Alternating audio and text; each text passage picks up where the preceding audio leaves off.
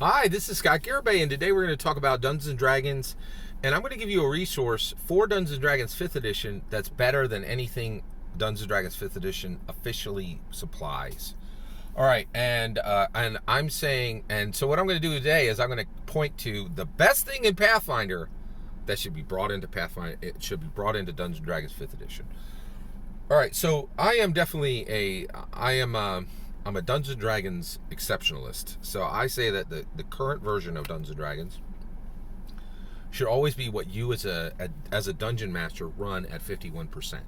Right? So D&D now, the current version always needs to be your primary game, what you are running the most, right?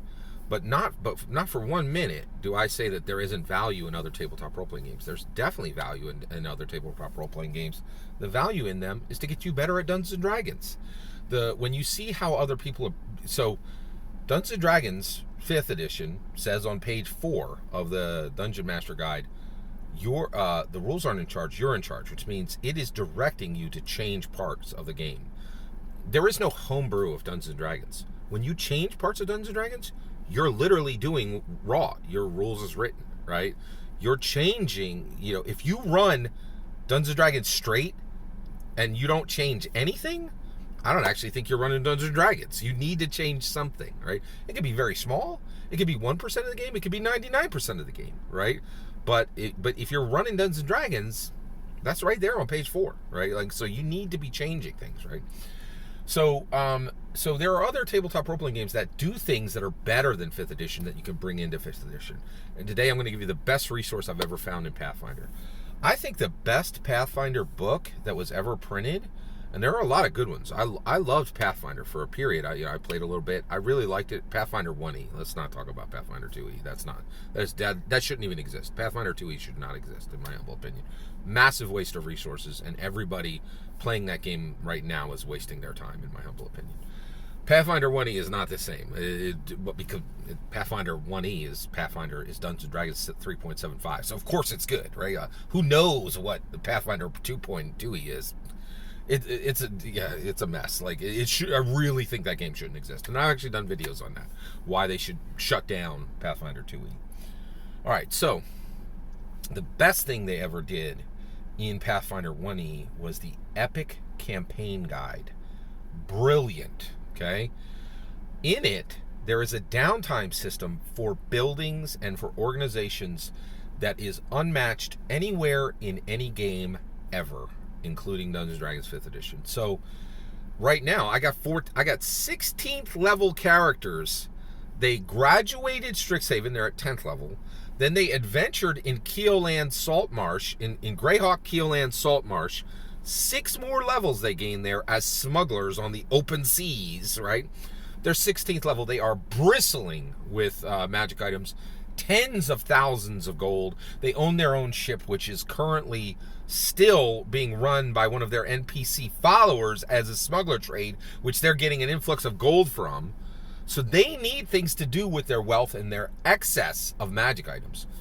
Buildings and organizations is brilliant. So you will find a free website that gives you all the information you need to run buildings and organizations as built into Pathfinder 1e. And because of Pathfinder 1e's model, it's free. It's free. So and it is fantastic. It tells you exactly how to connect together. It tells you it will give you oh, here's a stable and here's how you connect that to a keep. And here's how you take a keep and you have 4 keeps and you put them together and they're a castle.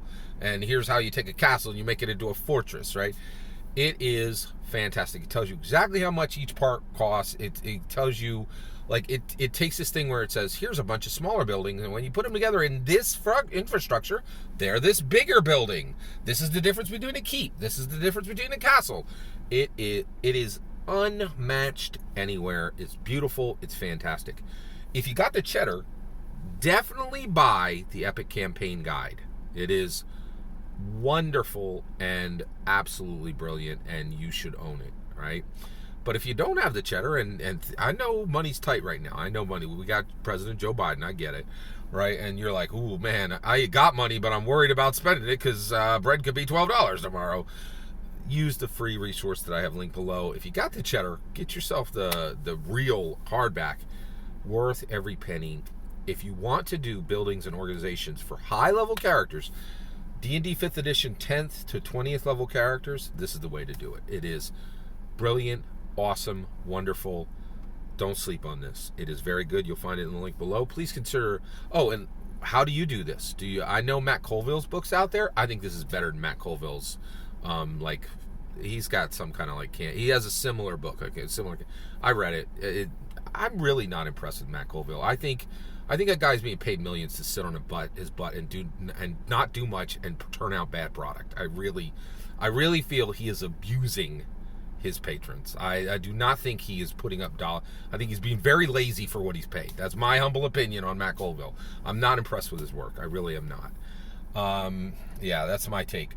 So I think this definitely beats Matt Colville's competitor product, which came out after. These guys beat them to it, right? So like they work harder. That's my issue, right? I really feel Matt Colville came out of video games where he was required to work hard and is now working not hard for a lot of money and really taking advantage of the tabletop role-playing community that he's built. That's just my humble opinion, right? You can tell me if you think I'm wrong on that too.